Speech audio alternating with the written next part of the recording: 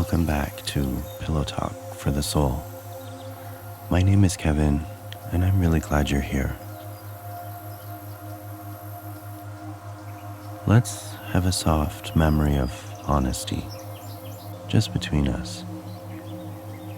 When was the last time you said yes to something?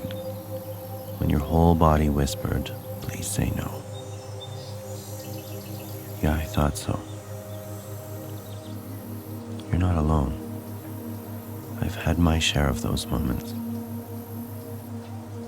It could have been a work event, a favor, a family thing, or some social plan you never wanted to agree to, but you did, because it felt easier, because you didn't want to disappoint anyone, because saying no felt heavy. But here's the gentle truth. Saying yes when you want to say no is like handing someone your piece and watching them carry it away. And I know you've felt it. That quiet ache after the yes, the fatigue, the regret. You matter too much to keep doing that. So let's gently explore why saying no feels so hard sometimes. It's not because you're weak or rude or selfish. It's because you care. You care how others feel. You don't want to let anyone down. You want to be the one who shows up, the one who helps, the one who holds space. But in doing that, you've forgotten how to hold space for yourself. Saying yes to everything isn't kindness. It's quiet self-abandonment dressed up as good manners. And if that feels like a little sting in the heart, it's okay. You're allowed to acknowledge it. You're also allowed to change it.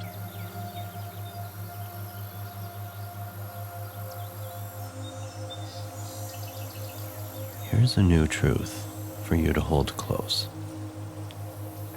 Every time you say no to something that doesn't serve you, you're saying yes to rest, yes to ease, to space, yes to healing. You're saying yes to you. And that isn't selfish. That's sacred. Because your energy isn't infinite, and your worth isn't measured by how many people you please. You are not a bottomless well of yeses. You are a human being with needs, with limits, and with value. Let's honor that.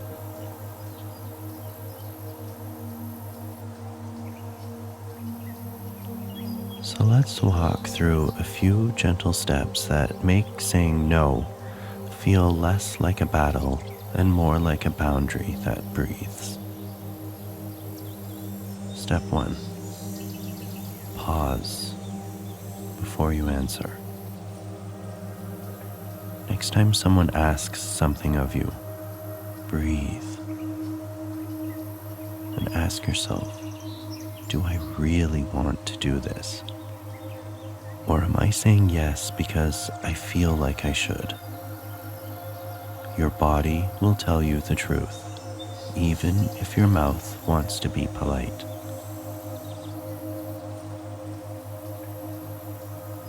Step 2. Start small. If saying no feels scary, begin with small declines. Say no to a meeting that drains you. Say no to staying late. Say no to extra noise when your soul needs quiet.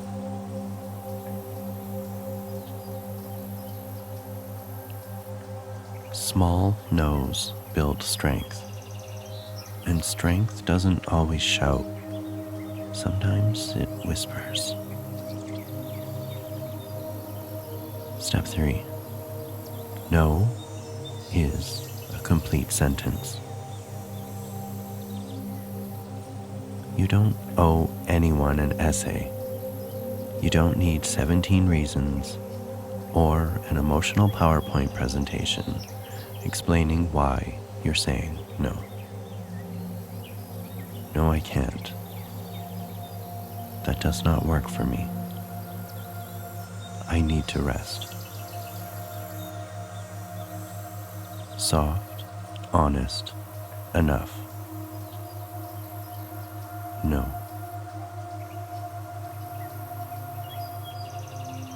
Now let's go even softer. Saying no is a spiritual practice. It's an act of trust, of listening inward, of choosing peace over people pleasing. You wouldn't necessarily give your last drop of water to someone if you were lost in the desert. So why give your last drop of energy away every time someone asks? You are allowed to protect yourself. You are allowed to rest. And you are allowed to say, not this time. And you can do it all with kindness, with clarity, with calm. No doesn't mean you don't love them. It means you've learned to love yourself too.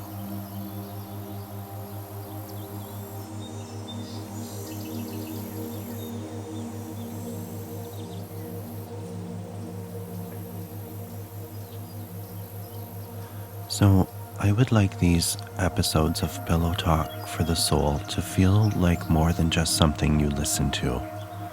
I want them to support you in real, meaningful ways. So from now on, each episode will include a journal prompt, an affirmation, and a gentle challenge for the week. Little tools to help you reflect, grow, and reconnect with yourself. Because it's not about overhauling your life overnight.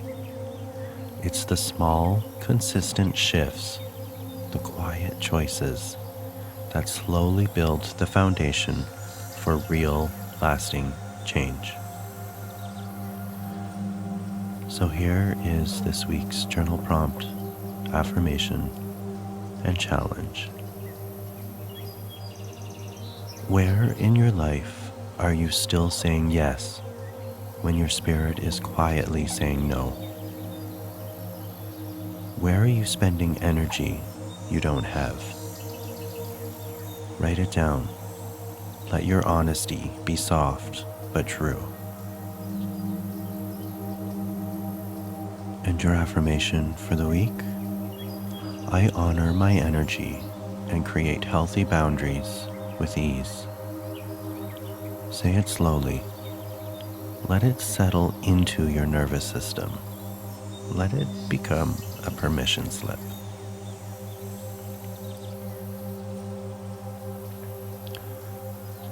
And this week's challenge is simple but powerful. Say no to one thing that doesn't feel aligned. Big or small, just one. And notice how your body responds. Does your chest feel lighter? Is there a little more room to breathe? That's your spirit talking. That's your spirit thanking you.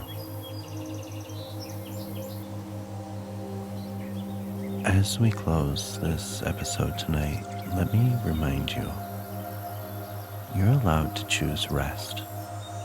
You're allowed to choose silence. And you're allowed to choose yourself. Saying no isn't rejection. It's redirection. It's you creating space for something better, something softer, something that actually supports your joy. So next time your instincts whisper, "Not today," listen. Trust that your instincts will never lead you astray. Drop a comment if this resonated with you. Let me know one gentle boundary you're ready to set this week. Your story might just be the nudge someone else needs.